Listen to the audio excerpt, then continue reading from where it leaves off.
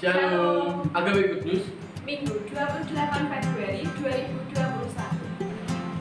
Terima kasih untuk seluruh jemaat yang tetap setia beribadah dari rumah sampai pada saat ini. menginformasikan untuk pelayanan ibadah Minggu tanggal 7 Maret tahun 2021.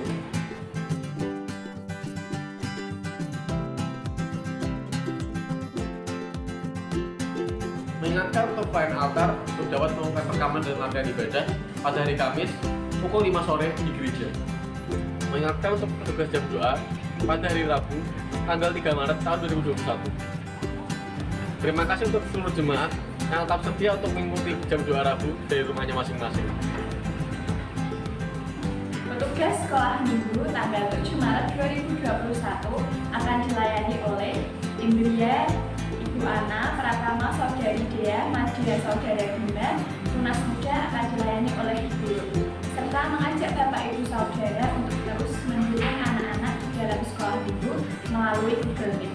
Kiranya kita semua dapat terus mendukung setiap perkembangan dan pertumbuhan anak-anak di dalam Tuhan Yesus.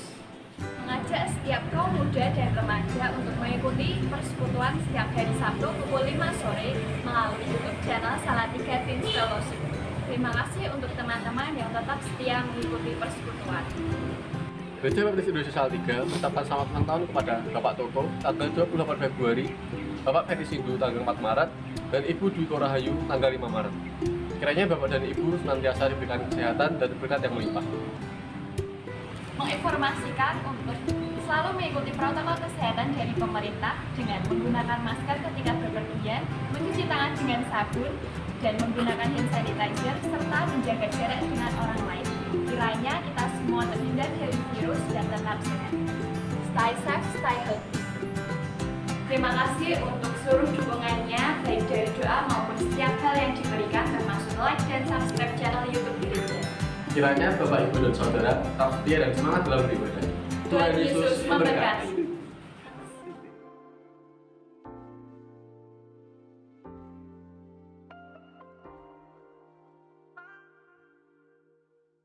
Selamat pagi Bapak Ibu yang dikasihi Tuhan.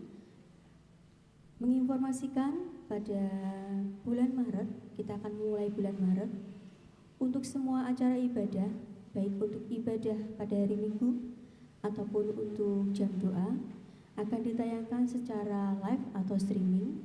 Dan untuk ibadah pagi akan ditayangkan secara baik onsite dan online pada pukul 8 pagi.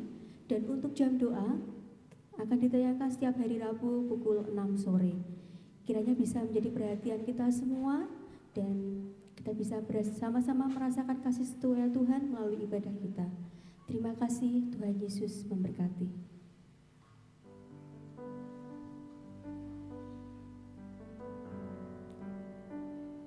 Shalom Bapak Ibu yang dikasihi Tuhan.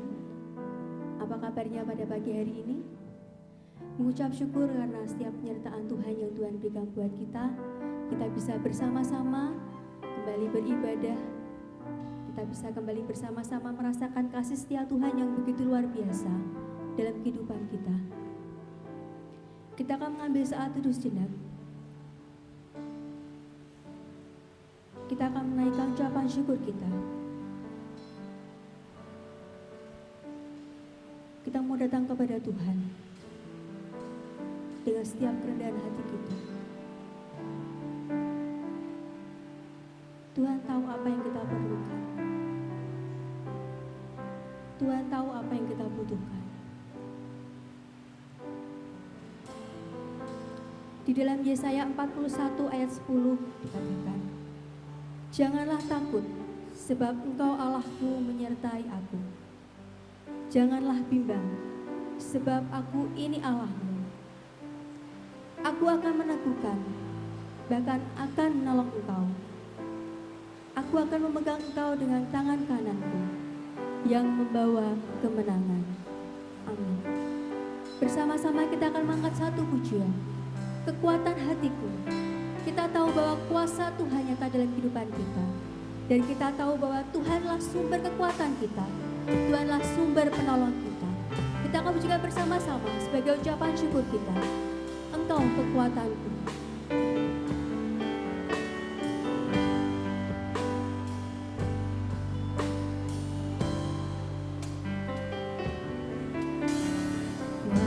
Kuasamu nyata di dalam kelemahanku, kekuatanmu menopang seluruh hidupku. Dari mana datang pertolonganku? Hanya Yesus pertolonganku. Kuasamu nyata Tuhan, kuasamu nyata di dalam kelemahanku,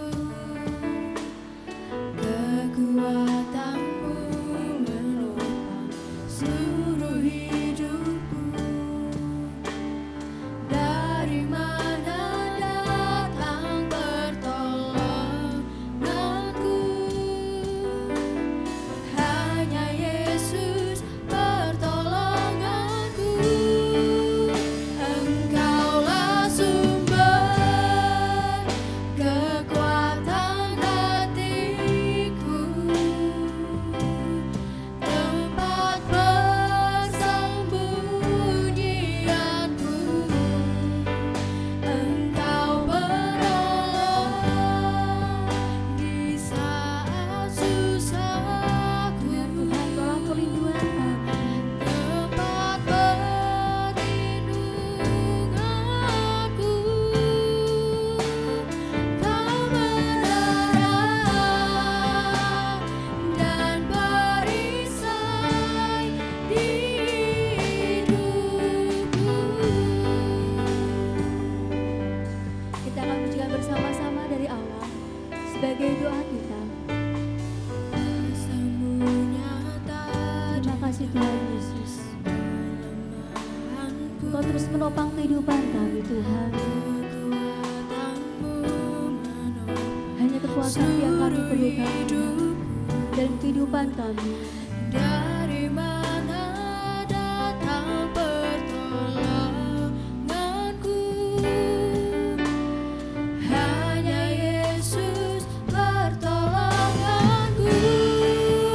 Engkaulah sumber kekuatan hatiku, tempat persembunyianku.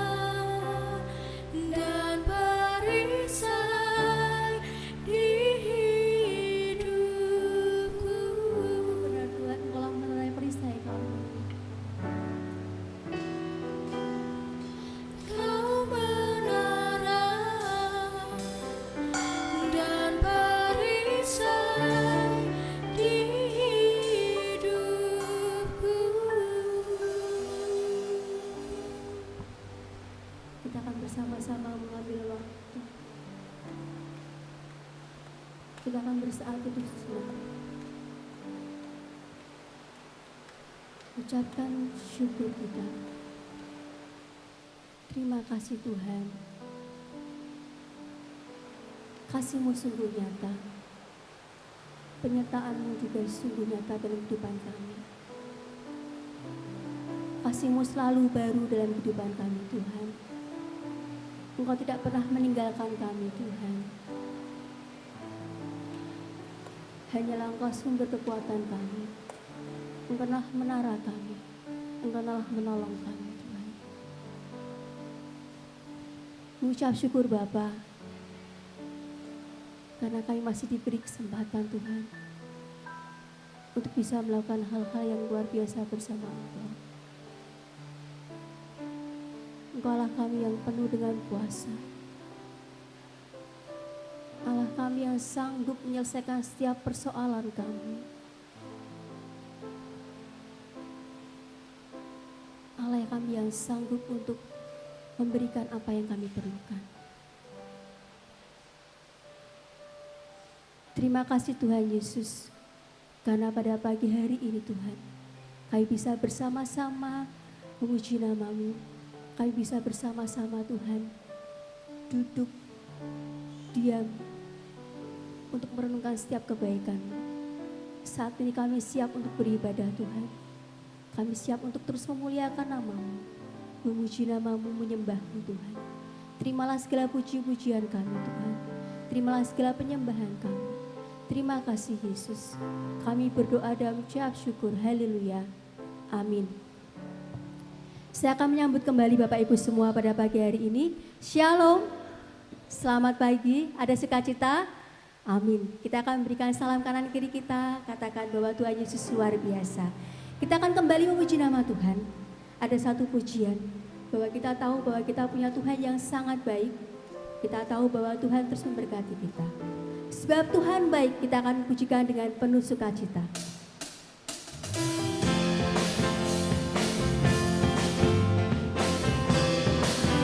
Masuk gerbangnya bersyukur dengan penuh pujian. Bersuka di hadirat-Nya, nyanyi besarkan nama Tuhan. Masuk gerbangnya bersyukur dengan penuh pujian. Bersuka di hadirat-Nya, nyanyi besarkan agung nama-Nya. Puji Dia tuklah sang kekala, musik dan tarian. Semua makhluk di bumi di surga dengan siap hati naikkan pujian dan penuh sukacita. Katakan sebab Tuhan baik, sebab Tuhan baik, sebab Tuhan baik, anugerahnya kekal selamanya. Sebab Tuhan baik, sebab Tuhan baik, sebab Tuhan baik, anugerahnya kekal selamanya. Yesus Kristus Allah Tuhanku, pencipta segalanya, datang sujud di hadapan-Nya, angkat tanganmu, naikkan pujian. Sebab Tuhan baik, sebab Tuhan baik, sebab Tuhan baik, anugerahnya kekal selamanya. Sebab Tuhan baik,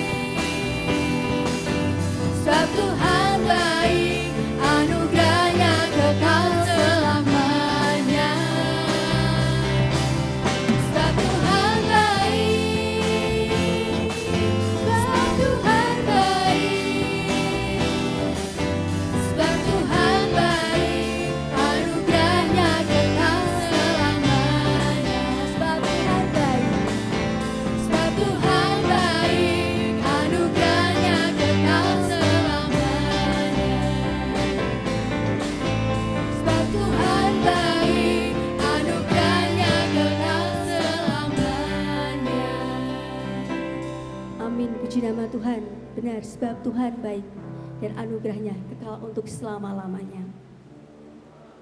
Tiba saatnya kita akan menyiapkan persembahan dan perpuluhan kita. Kita akan memberikan yang terbaik yang kita punya, kita akan berikan untuk Tuhan. Ada satu Alkitab mengatakan, mintalah maka akan diberikan kepadamu, carilah maka kamu akan mendapat, ketoklah maka pintu akan dibukakan bagimu.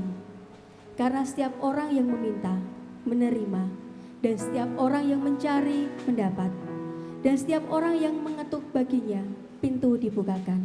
Amin. Kita akan menyerahkan persembahan kita pada pagi hari ini, dan dengan kasih Saudari Jovita akan menolong dalam doa persembahan. Mari kita bersatu dalam doa. Bapa, terima kasih buat kasih-Mu, terima kasih buat berkat-Mu Bapa, karena kami boleh beribadah di pagi hari ini Bapa. Dan saat ini Bapa, kami akan menyerahkan persembahan persepuluhan kami, kiranya dapat memperluas kerajaan-Mu Bapa. Hanya di dalam tangan kuasa-Mu Tuhan Yesus Kristus. Haleluya, amin. Amin.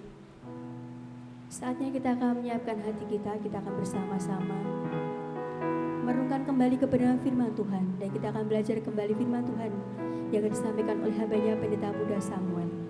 Satu pujian yang akan mengiringi kita. Kita tahu bahwa kita punya Tuhan yang sempurna, dan setiap rancangan dan karya Tuhan adalah yang terbaik untuk kita semua. Dan kita akan terus ingin hidup kita digenapi karena firman-Nya. Bukti kebesaran-Mu kita akan wujudkan bersama-sama.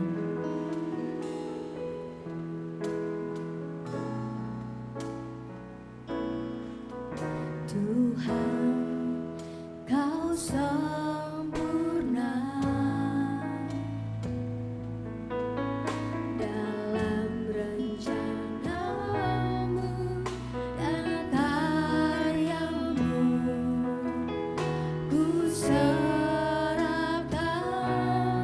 hidupku, murnikan dengan Roh-Mu. Tuhan, Kau sempurna dalam rencana-Mu dan karya-Mu. Ku serahkan hidupku, murnikan dengan Roh-Mu. Hidupku menggenapi firman-Mu, tanda mujizat sertai tiap langkahku. Kau bersamaku di dalamku, jadi bukti kebesaran-Mu. Kita akan pujikan bersama-sama dari awal. Tuhan, Engkau sempurna. Tuhan, Kau sempurna dalam rencana-Mu dan karya-Mu. Ku serahkan hidupku, murnikan dengan Roh-Mu.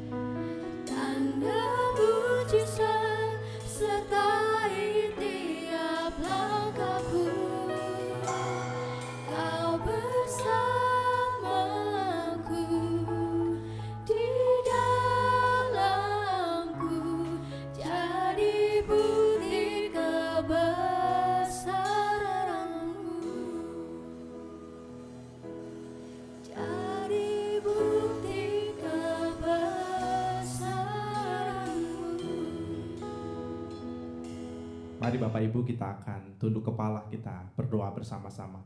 Bapa di dalam surga, Allah yang penuh kasih, kami mengucap syukur kehadirat-Mu pada pagi hari ini ya Tuhan, oleh karena kekuatan kuasa-Mu nyata dalam kehidupan setiap kami, keluarga kami, sehingga pagi hari ini kami masih boleh duduk diam di hadirat-Mu, menikmati bait-Mu. Sekalipun kami masih harus beribadah dari rumah kami masing-masing, tetapi kami bersyukur karena Tuhan hadir di tengah-tengah kami, memimpin bakti kami pada pagi hari ini. Kami mohon berkat-Mu ya Tuhan untuk pemberitaan firman-Mu.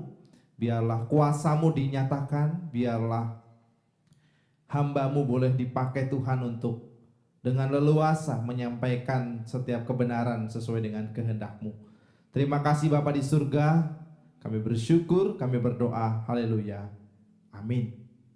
Shalom, selamat pagi Bapak Ibu dan Saudara yang terkasih di dalam Tuhan Yesus Kristus. Bagaimana kabarnya hari ini? Puji nama Tuhan, kalau kita semua dalam keadaan yang luar biasa pada pagi hari ini. Kita sudah masuk di penghujung bulan Februari, ini minggu terakhir dari tema gereja kita sepanjang bulan ini. Dari gereja yang menjadi inspirasi perubahan. Nah Bapak Ibu Saudara yang terkasih di dalam Tuhan Yesus Kristus, kebenaran firman Tuhan pada pagi hari ini diambil dari Galatia pasal yang ke-6 ayat yang pertama sampai dengan ayat yang ke-10. Judul firman Tuhan pada pagi hari ini adalah peduli terhadap pergumulan sesama. Mari kita akan membaca di dalam Galatia pasal yang ke-6 ayat yang kedua, kemudian ayat yang ke-9 dan ayat yang ke-10. Demikian firman Tuhan. Bertolong-tolonganlah menanggung bebanmu. Demikianlah kamu memenuhi hukum Kristus. Ayat 9. Janganlah kita jemu-jemu berbuat baik, karena apabila sudah datang waktunya, kita akan menuai jika kita tidak menjadi lemah.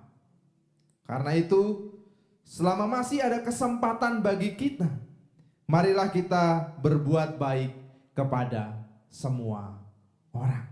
Nah Bapak Ibu Saudara yang terkasih di dalam Tuhan Yesus Kristus, kalau kita memperhatikan dengan cermat 3 ayat yang kita baca pada pagi hari ini, kita bisa melihat bahwa ada masalah relasi, ada masalah konflik internal yang sesungguhnya sedang terjadi di dalam jemaat Galatia pada waktu itu. Sehingga kasih mereka, kepedulian mereka mulai pudar pada waktu itu. Sehingga mereka mulai tidak semangat, mereka mulai jemu untuk melakukan tindakan kebaikan. Itulah sebabnya Paulus mengatakan supaya jemaat di Galatia ini kembali semangat, tidak jemu-jemu untuk mereka boleh berbuat kebaikan. Nah saudara-saudara yang terkasih di dalam Tuhan Yesus Kristus, kalau kita memperhatikan konteks dari surat Paulus kepada jemaat di Galatia, kita bisa menemukan bahwa ada orang-orang Galatia yang mulai terpengaruh oleh pengajaran yang sesat. Sebagian dari jemaat Galatia mereka mulai menyalahgunakan kemerdekaan mereka di dalam Kristus untuk melakukan hal-hal yang tidak sesuai dengan kehendak Allah. Di dalam pasal yang kelima, mari kita melihat di dalam ayat yang ke-19 sampai dengan ayat yang ke-21. Di situ dikatakan perbuatan daging telah nyata, yaitu percabulan, kecemaran, hawa nafsu, penyembahan berhala, sihir, perseteruan, perselisihan, iri hati, amarah, kepentingan diri sendiri, percideraan roh, roh pemecah belah, kedengkian, kemabukan, pesta pora, dan sebagainya. Nah saudara-saudara yang terkasih di dalam Tuhan Yesus Kristus, kita bisa melihat di sini bahwa ada orang-orang di Galatia yang hidupnya masih diliputi oleh hawa nafsu kedagingan. Mungkin ada sebagian orang yang masih hidup dalam percabulan, kecemaran, hawa nafsu. Ada mungkin juga orang yang hidup dalam perselisihan, iri hati, kepentingan diri sendiri dan lain sebagainya. Dan mari kita melihat juga apa yang dikatakan Paulus di dalam Galatia pasal yang kelima ayat yang ke-26. Di situ dikatakan, dan janganlah kita gila hormat, janganlah kita saling menantang dan saling mendengki. Nah, saudara-saudara yang terkasih di dalam Tuhan, mari kita melihat bahwa sekali lagi Paulus menunjukkan kepada kita bahwa ada orang-orang Kristen di Galatia yang merasa sudah hidup di dalam roh dan mereka kemudian merasa diri lebih unggul, lebih baik daripada orang-orang yang masih hidup dalam hawa nafsu kedagingan mereka. Dan itulah yang menyebabkan kasih, itulah yang menyebabkan kepedulian di antara sesama jemaat itu menjadi dingin. Nah, saudara-saudara yang terkasih di dalam Tuhan Yesus Kristus, gereja Galatia yang seharusnya menjadi wadah untuk mewujudkan kasih persaudaraan, gereja Galatia yang seharusnya menjadi tempat di mana ada saling kepedulian antara satu dengan yang lain, justru menjadi tempat untuk saling menonjolkan diri. Paulus di sana mengatakan bahwa ada jemaat yang gila hormat, ada jemaat yang justru saling menantang dan saling mendengki, saling menghakimi satu dengan yang lain. Inilah yang terjadi dengan jemaat di Galatia pada waktu itu. Saudara-saudara yang terkasih di dalam Tuhan Yesus Kristus, apa yang terjadi dengan jemaat di Galatia seringkali juga terjadi di dalam gereja pada masa kini. Tidak dapat dipungkiri bahwa seringkali kasih kita di dalam gereja pada masa kini menjadi pudar. Kepedulian kita menjadi kurang, kemauan kita untuk terlibat dalam pekerjaan Tuhan mulai redup karena kita melihat ada ketidaksempurnaan di dalam gereja. Tidak jarang kita bisa melihat di dalam gereja pada masa kini bahwa kasih kita menjadi pudar karena kita diperhadapkan dengan orang-orang yang sudah percaya kepada Kristus tetapi masih hidup dalam rupa-rupa keinginan daging. Oleh karena itu pada pagi hari ini saya mengajak kita semua untuk belajar dari surat Paulus kepada jemaat di Galatia ini, untuk bagaimana kita bisa terus-menerus mewujudkan kepedulian kita kepada sesama kita, untuk bagaimana kita bisa tidak jemu-jemu untuk mewujudkan kasih persaudaraan di dalam gereja, untuk bagaimana kita bisa menunjukkan kepedulian kita untuk sesama kita, bahkan kepedulian kita untuk gereja kita. Dari bagian firman Tuhan ini kita bisa belajar bahwa kepedulian kita terhadap pergumulan sesama bisa terus diwujudkan ketika kita mau menyediakan diri untuk mengangkat orang yang sedang jatuh. Inilah hal yang pertama yang dikatakan oleh Rasul Paulus kepada jemaat di Galatia pada waktu itu. Bahwa kepedulian kita terhadap pergumulan sesama bisa terus kita wujudkan ketika saudara dan saya punya kesediaan untuk mengangkat orang yang sedang jatuh di dalam dosa mereka. Mari perhatikan ayat yang pertama sampai dengan ayat yang kelima. Saya akan membacakan secara cepat bagian firman Tuhan ini. Galatia 6 ayat 1 sampai dengan ayat yang kelima. Saudara-saudara, kalaupun seorang kedapatan melakukan suatu pelanggaran, maka kamu yang rohani harus memimpin orang itu ke jalan yang benar dalam roh lemah lembut, sambil menjaga dirimu sendiri supaya kamu jangan kena pencobaan. Bertolong-tolonganlah menanggung bebanmu, demikianlah kamu memenuhi hukum Kristus. Sebab kalau seorang menyangka bahwa ia berarti, padahal ia sama sekali tidak berarti, ia menipu dirinya sendiri. Baiklah, tiap-tiap orang menguji pekerjaannya sendiri, maka ia boleh bermegah melihat keadaannya sendiri dan bukan melihat keadaan orang lain. Nah, saudara-saudara yang terkasih di dalam Tuhan Yesus Kristus, mari perhatikan apa yang dikatakan Paulus di dalam ayat yang pertama. Dalam bagian ini Paulus mengingatkan jemaat di Galatia bahwa kita semua tanpa terkecuali punya potensi untuk jatuh di dalam dosa. Kita semua punya potensi untuk melakukan suatu pelanggaran. Seperti yang dikatakan di dalam Galatia pasal 5 ayat yang ke-19. Kita semua punya potensi untuk jatuh dalam rupa-rupa hawa nafsu kedagingan. Oleh karena itu Paulus mengingatkan jemaat supaya mereka hidup saling memperhatikan dan saling menolong sebagai sesama anggota. Nah, Bapak Ibu Saudara yang terkasih di dalam Tuhan Yesus Kristus, Paulus mendorong orang-orang di Galatia pada waktu itu. Ketika mereka melihat ada yang jatuh, maka Paulus menasehatkan kepada jemaat untuk mereka yang rohani mau memimpin orang yang kedapatan melakukan pelanggaran untuk bisa kembali hidup di dalam Kristus. Perhatikan Paulus menggunakan kata memimpin di dalam ayat yang pertama. Kata memimpin di sini berasal dari bahasa Yunani katartizo yang berarti memulihkan. Dalam istilah kelautan atau istilah yang dipakai oleh para nelayan, katartizo ini berarti tindakan untuk membetulkan jaring. Ya, saudara, kalau membetulkan jaring dibutuhkan ketelitian, dibutuhkan kesabaran, dibutuhkan keuletan. Karena kalau tidak teliti, tidak sabar, tidak ulet, jaring akan semakin kusut, tidak bisa digunakan lagi. Atau dalam istilah kesehatan biasanya kata katartizo ini digunakan untuk membetulkan atau meluruskan kembali tulang yang patah.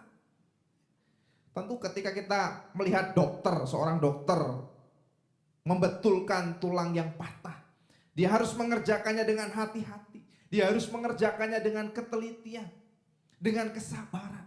Nah, saudara-saudara yang terkasih di dalam Tuhan Yesus Kristus, karena itu kata memimpin di sini diartikan sebagai kesediaan untuk memulihkan seseorang dengan kesabaran, memulihkan seseorang dengan kehati-hatian, supaya mereka yang kedapatan melakukan suatu pelanggaran kembali bertobat dan menyerahkan hidupnya kepada Tuhan. Nah, saudara-saudara yang terkasih di dalam Tuhan Yesus Kristus, inilah tugas kita sebagai gereja. Sebagai gereja, saudara dan saya ditantang untuk mewujudkan kepedulian dengan merangkul mereka, dengan menegur mereka dengan penuh kesabaran dan kelemah lembutan.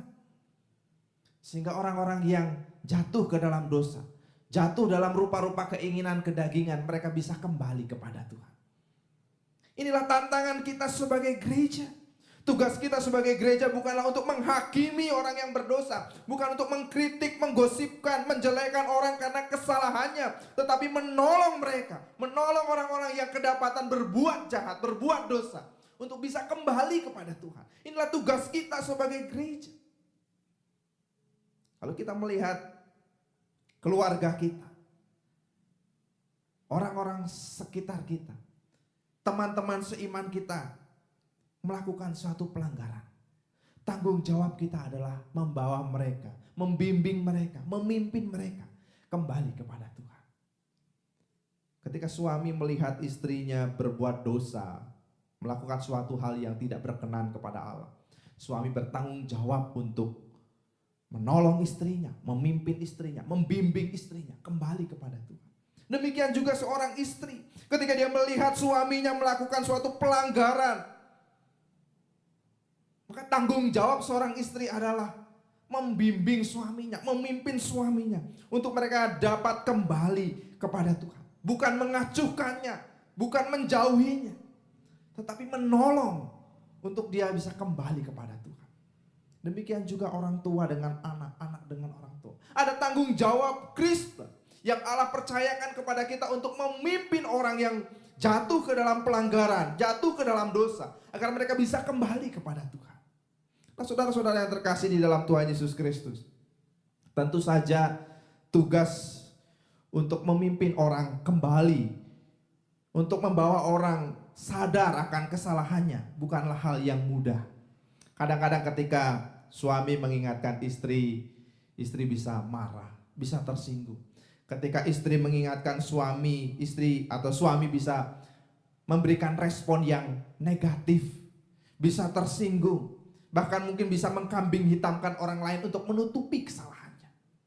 Itulah sebabnya Paulus mengatakan di dalam ayat yang pertama bagian B dari pasal 6 surat Galatia, dikatakan bahwa seseorang yang memimpin orang ke jalan yang benar harus melakukannya dalam roh yang lemah lembut. Paulus mengatakan, pimpinlah orang itu ke dalam jalan yang benar dalam roh lemah lembut, sambil menjaga dirimu sendiri supaya kamu jangan kena pencobaan.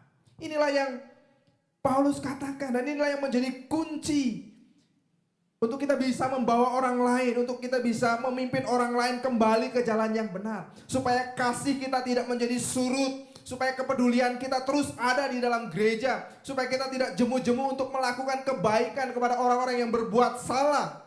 Kita harus sadar bahwa tidak ada seorang yang lebih kuat atau lebih baik daripada orang lain. Ketika kita sadar bahwa kita pun bisa jatuh, ketika kita sadar bahwa kita pun punya kecenderungan untuk jatuh di dalam dosa, maka sudah pasti kita akan mempunyai kerinduan untuk selalu menolong orang lain, untuk memimpin orang lain, tidak pernah bosan untuk membawa orang lain kembali kepada Tuhan. Nah, saudara-saudara yang terkasih di dalam Tuhan Yesus Kristus, ingatlah bahwa ada kalanya orang lain lemah dan kita harus menolong mereka. Tetapi ada kalanya kita menjadi lemah dan kita membutuhkan pertolongan dari orang lain. Itulah sebabnya Paulus menasihatkan kita untuk mau memimpin orang-orang yang jatuh, supaya mereka bisa kembali kepada Tuhan. Karena setiap kita punya potensi untuk jatuh di dalam dosa. Nah, saudara-saudara terkasih di dalam Tuhan Yesus Kristus, firman Tuhan ini mengingatkan kita bahwa ketika kita menasihati orang lain, ketika kita menolong orang lain, sebenarnya kita sedang menasihati dan menolong diri kita sendiri. Sebab ketika kita sedang menasihati orang lain, ketika kita sedang menolong orang lain, itu artinya kita sadar, kita sedang sadar bahwa kita juga membutuhkan nasihat atau pertolongan dari orang lain.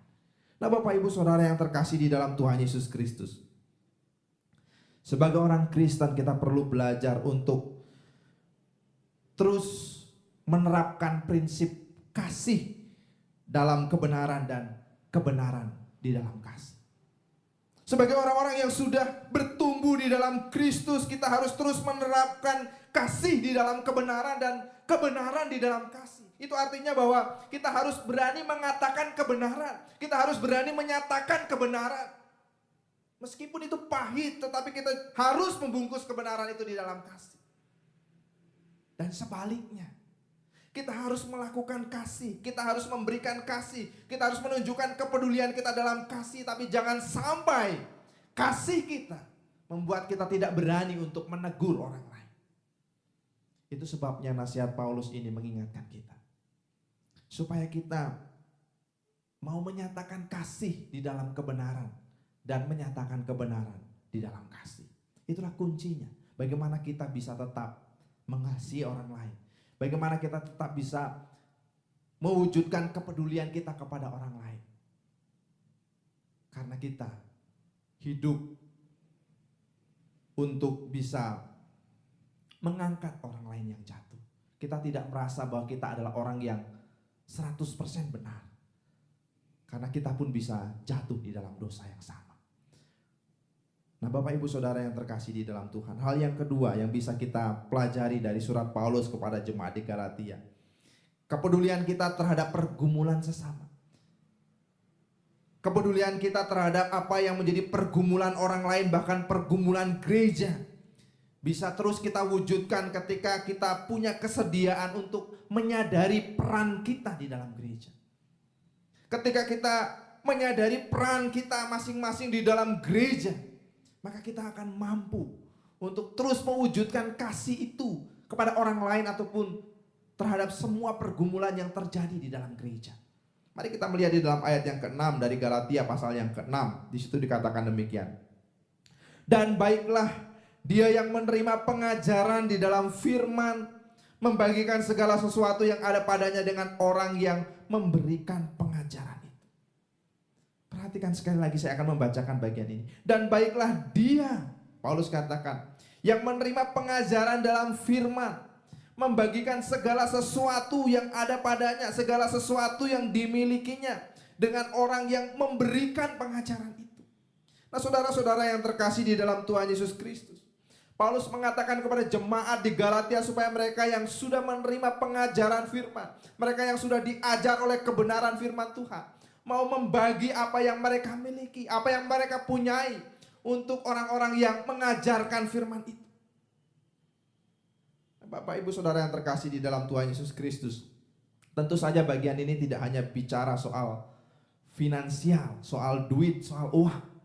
Meskipun pada bagian yang lain, pada suratnya kepada jemaat-jemaat yang lain, Paulus pernah mengingatkan agar jemaat yang dilayaninya, agar jemaat yang menerima firman daripada Paulus bertanggung jawab terhadap hamba Tuhan yang melayani, supaya hamba Tuhan ini fokus kepada pelayanannya dan tidak sibuk dengan soal-soal penghidupannya. Memang ada tanggung jawab yang harus dilakukan oleh jemaat terhadap hamba Tuhannya. Jemaat harus bertanggung jawab terhadap hamba Tuhan yang melayani, supaya ia tidak sibuk dengan soal-soal penghidupan. Akan tetapi mari kita melihat bahwa konteks dari ayat ini tidak hanya berbicara tentang hubungan jemaat dengan hamba Tuhan, tetapi ini juga berbicara tentang hubungan jemaat dengan jemaat.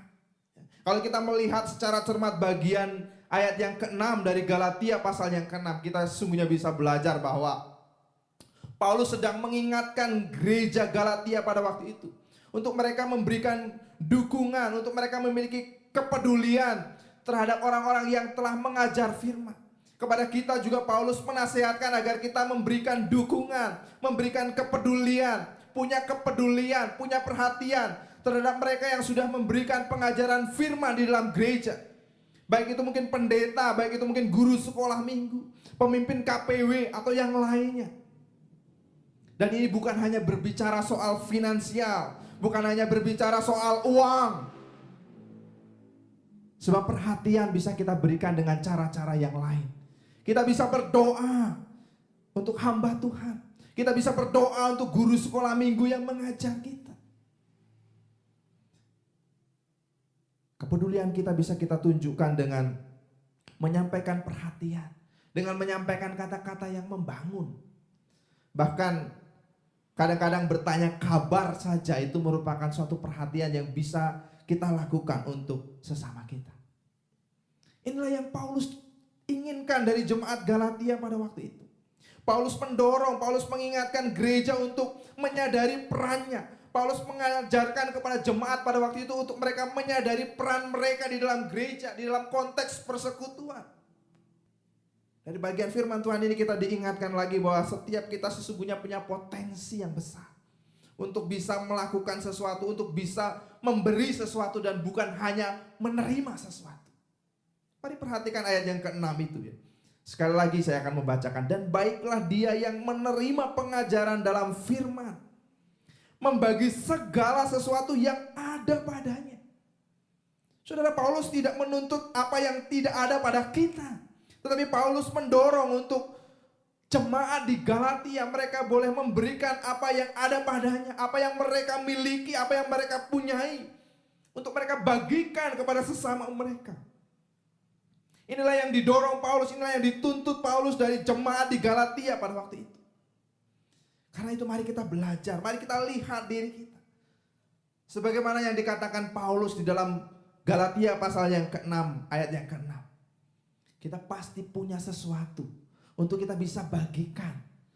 Kita pasti punya sesuatu yang bisa kita wujudkan untuk menunjukkan kepedulian kita bagi orang lain. Kita pasti punya sesuatu yang dapat kita berikan untuk membangun persekutuan gereja ini.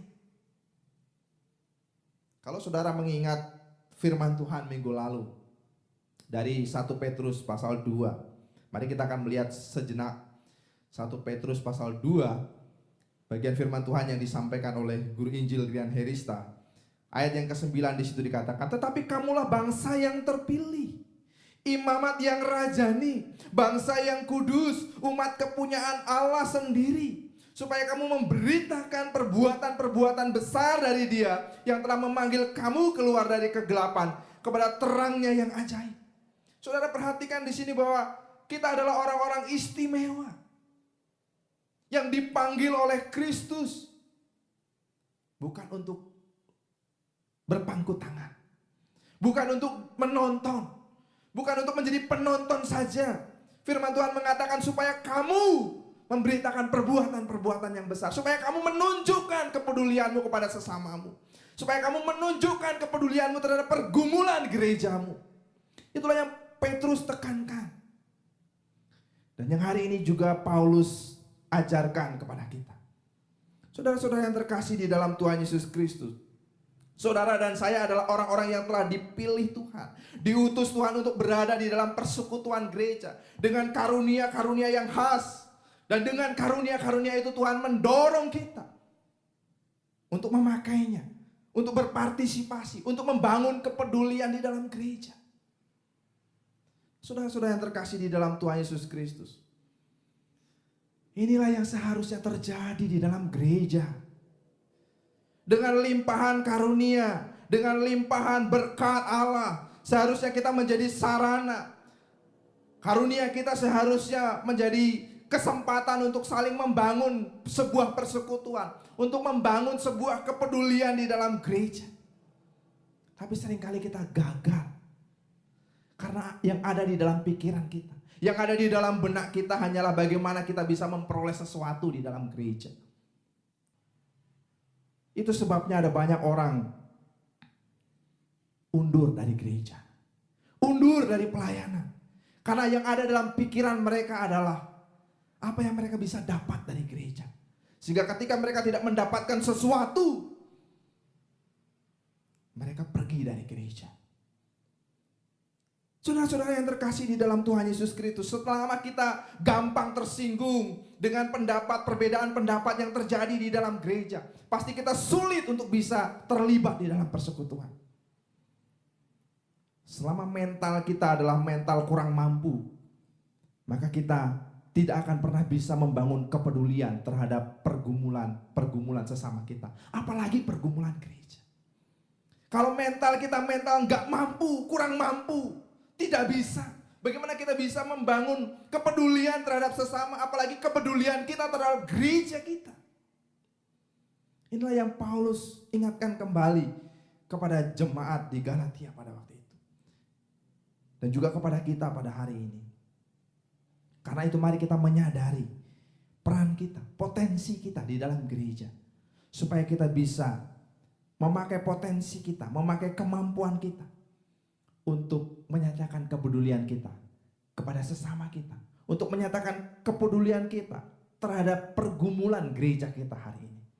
Nah, saudara-saudara yang terkasih di dalam Tuhan Yesus Kristus, ketika kita mau membagi apa yang kita miliki, ketika kita mau memberi apa yang kita miliki kepada Tuhan, maka sesungguhnya kita akan bisa merobohkan tembok-tembok pemisah. Kita bisa merobohkan jurang perbedaan, sumber-sumber perselisihan yang ada di dalam gereja. Sehingga pada akhirnya kepedulian kita akan membangun persekutuan yang indah, yang memuliakan nama Tuhan. Itulah yang harus kita sadari di dalam kehidupan kita.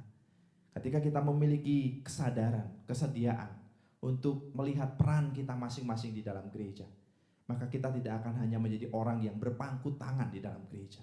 Kita adalah orang-orang yang terdepan, yang mau menyatakan kepedulian kita terhadap gereja dan sesama kita. Hal yang ketiga, kasih kita, kepedulian kita akan terus terwujud dalam kehidupan kita ketika kita memiliki kesediaan untuk hidup di dalam roh. Ketika kita memiliki kesediaan untuk hidup dipimpin oleh Roh Allah, kita tidak akan jemu-jemu untuk berbuat kebaikan. Mari kita melihat di dalam ayat yang ke-7 sampai dengan ayat yang ke-8 dari Galatia pasal yang ke-6. Firman Tuhan berkata demikian. Jangan sesat. Allah tidak membiarkan dirinya dipermainkan. Karena apa yang ditabur orang itu juga yang akan dituainya. Sebab barang siapa menabur dalam dagingnya, ia akan menuai kebinasaan dari dagingnya. Tetapi barang siapa menabur dalam roh, ia akan menuai hidup yang kekal. Saudara, Paulus di ayat yang ke-7 dan sampai dengan ayat yang ke-8 ia memberikan teguran yang keras kepada jemaat di Galatia. Paulus menyatakan tentang hukum tabur tuai kepada jemaat di Galatia pada waktu itu. Paulus mengatakan siapa yang menabur, dia pasti akan menuai. Apa yang ditabur orang, itu juga yang akan dituainya. Itulah yang dikatakan Paulus. Tapi menarik sekali kalau kita memperhatikan di ayat yang ke-8. Paulus mengatakan di situ sebab barang siapa menabur dalam dagingnya, ia akan menuai kebinasaan dari dagingnya. Tetapi barang siapa menabur dalam roh, ia akan menuai hidup yang kekal dari roh itu. Saudara-saudara yang terkasih di dalam Tuhan Yesus Kristus, bagian ini tidak sedang membicarakan atau tidak sedang mengartikan kepada kita bahwa keselamatan kita adalah hasil dari perbuatan baik kita. Bukan. Poin Paulus adalah Orang yang menabur dalam daging, orang yang menganggap kesenangan hidupnya lebih penting daripada melakukan apa yang dikehendaki oleh Tuhan, adalah orang yang belum hidup di dalam roh. Mari kita melihat di dalam ayat yang ke-24 sampai dengan ayat yang ke-25 dari Galatia pasal 6. Di situ dikatakan, barang siapa menjadi milik Kristus, ia telah menyalibkan daging dengan segala hawa nafsunya dan keinginannya. Jikalau kita hidup oleh roh, baiklah hidup kita juga dipimpin oleh roh. Saudara, ayat ini menunjukkan kepada kita kalau kita masih hidup dalam keinginan daging, kalau kita hanya berpikir untuk memuaskan keinginan kita, maka sesungguhnya kita belum hidup di dalam roh. Dan kalau kita belum hidup di dalam roh, itu berarti bahwa kita belum hidup di dalam Kristus. Dan itu artinya kita belum diselamatkan. Dan karena kita belum diselamatkan di dalam Kristus, kita pasti binasa. Itulah yang dikatakan Paulus. Itulah sebabnya Paulus bisa mengatakan bahwa siapa yang menabur di dalam daging, ia akan menuai kebinasaan. Sebab ia tidak dipimpin oleh roh. Sebab ia tidak memberi dirinya dipimpin oleh roh. Karena orang yang dipimpin oleh roh, ia akan menghasilkan buah-buah roh. Seperti yang dikatakan Paulus di dalam Galatia pasal 5. Ayat yang ke-22 sampai dengan ayat yang ke-23. Paulus mengatakan di situ bahwa orang yang dipimpin oleh roh pasti berlimpah dengan kasih. Orang yang dipimpin oleh roh pasti berlimpah kemurahan. Pasti punya kepedulian terhadap sesamanya. Orang yang dipimpin oleh roh, di hatinya tidak pernah tega melihat pergumulan sesamanya. Hatinya tidak akan pernah diam saja ketika melihat pergumulan di dalam gerejanya. Itulah ciri daripada orang yang hidupnya dipimpin oleh roh. Hatinya selalu tergerak untuk menolong pergumulan orang lain. Hatinya selalu tergerak untuk peduli terhadap apa yang menjadi pergumulan orang lain, bahkan pergumulan gerejanya. Orang yang dipimpin oleh roh, dia tidak pernah acuh tak acuh terhadap gerejanya. Oleh karena itu ketika ada orang yang pelit, ketika ada orang yang acuh tak acuh terhadap gerejanya, bisa jadi orang itu belum bertobat. Karena yang dipikirkannya hanyalah keinginan-keinginannya saja. Nah, saudara-saudara yang terkasih di dalam Tuhan Yesus Kristus, Paulus dengan tegas mengatakan, kalau kita sudah mengalami keselamatan di dalam Kristus, kalau kita sudah mengalami transformasi Injil, kalau kita sudah mengalami betapa mulianya jaminan yang Allah berikan melalui keselamatan di dalam Kristus Yesus bagi kita, sudah pasti kita akan menjadi orang-orang yang berlimpah dengan kasih. Kita akan menjadi orang-orang yang peduli terhadap pergumulan orang lain, peduli terhadap pergumulan gereja, peduli terhadap pekerjaan Tuhan. Itulah yang terjadi. Dan itu hanya terjadi ketika kita punya kesediaan diri untuk dipimpin oleh Roh Allah. Sebab ketika kita hanya sibuk memikirkan kepentingan-kepentingan diri kita, mustahil kita bisa memperhatikan kebutuhan orang lain. Ketika kita sibuk dengan mencukupi, memenuhi segala kepentingan kita, mustahil kita bisa mau menolong orang lain, menolong pergumulan orang lain, apalagi menolong pergumulan pekerjaan Tuhan di gerejanya. Nah, saudara-saudara yang terkasih di dalam Tuhan Yesus Kristus, hanya orang-orang yang memberi dirinya dipimpin oleh Roh Allah, dialah yang akan memiliki kepedulian terhadap sesamanya. Sekalipun hal itu sulit untuk dilakukan, tetapi ketika hatinya, hidupnya dipimpin oleh Roh Allah, dia akan menghasilkan buah-buah roh di dalam kehidupannya.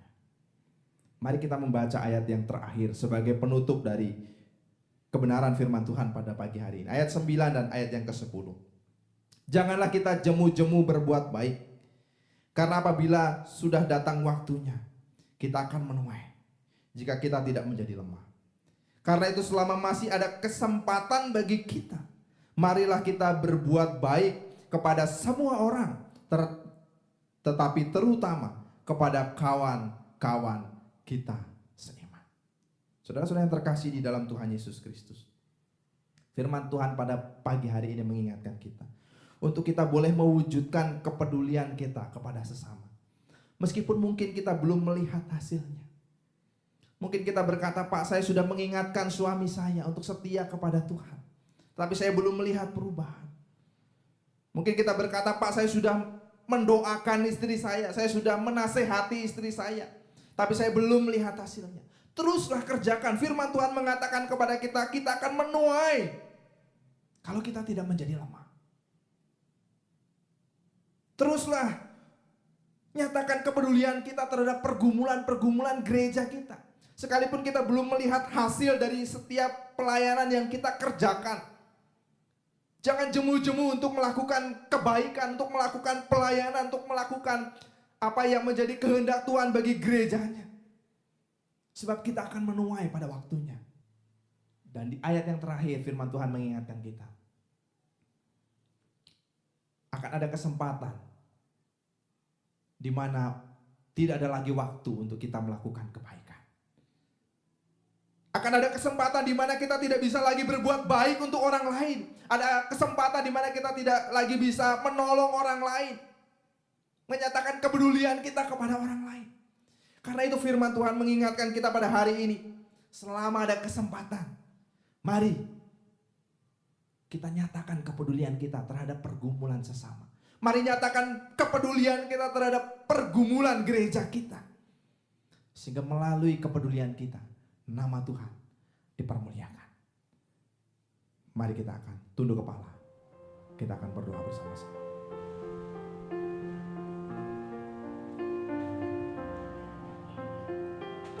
Mari Bapak Ibu kita mensyukuri untuk setiap kesempatan yang Tuhan berikan bagi kita.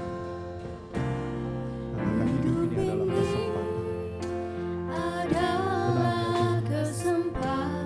Terima kasih untuk kesempatan yang Kau berikan bagi Hidup ini untuk melayani Tuhan.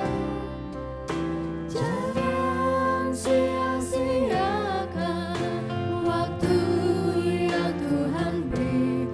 Hidup ini harus jadi berkat. Oh Tuhan, pakailah hidupku selagi aku masih kuat. Bila saatnya nanti ku tak berdaya lagi, hidup ini sudah jadi berat. Hidup ini adalah kesempatan. Hidup ini untuk melayani Tuhan. Jangan sia-siakan waktu yang Tuhan beri. Hidup ini harus jadi Sekali lagi berkat. katakan, hidup ini adalah kesempatan. Hidup ini Benar ya Tuhan. adalah Sesungguhnya hidup ini adalah kesempatan bagi kami. Hidup ini untuk melayani Tuhan. Jangan sia-siakan waktu yang Tuhan beri. Hidup ini harus jadi berkat. Oh Tuhan,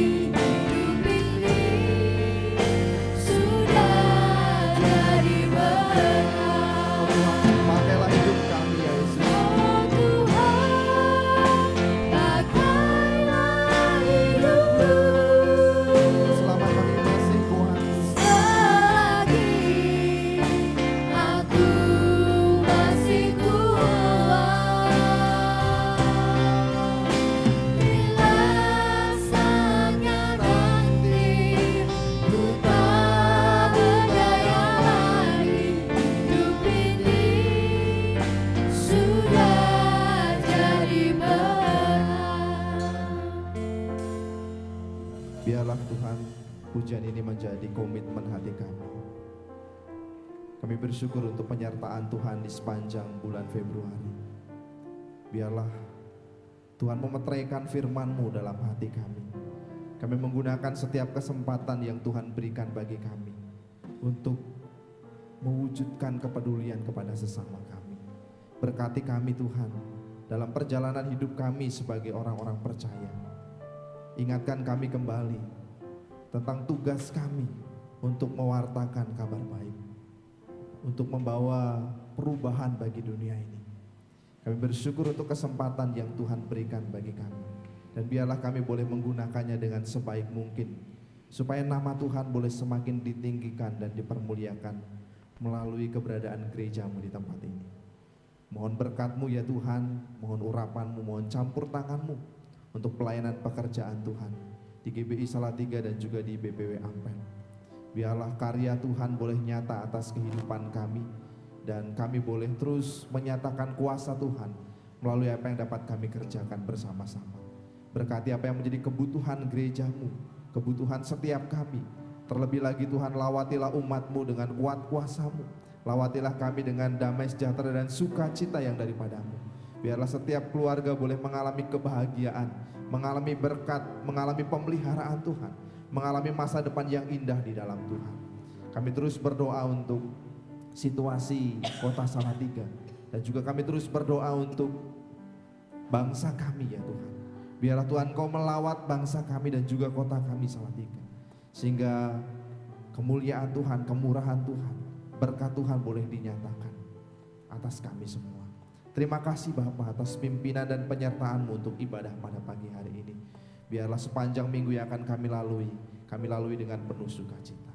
Saudara-saudara yang terkasih di dalam Tuhan Yesus Kristus, biarlah berkat Allah, damai sejahtera dari Tuhan kita Yesus Kristus, dan juga penghiburan daripada Roh Kudus boleh menyertai kehidupan kita mulai hari ini sampai selama-lamanya. Terima kasih Tuhan Yesus, kami bersyukur, kami berdoa. Haleluya. Amin.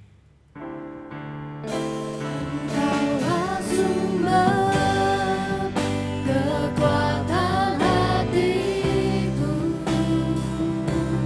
tempat persembunyianku. Engkau menolong di saat susahku, tempat berlindung aku. Kau menerang dan perisai hidupku. Selamat menikmati berkat Allah bersama dengan keluarga. Tuhan Yesus memberkati. Amin.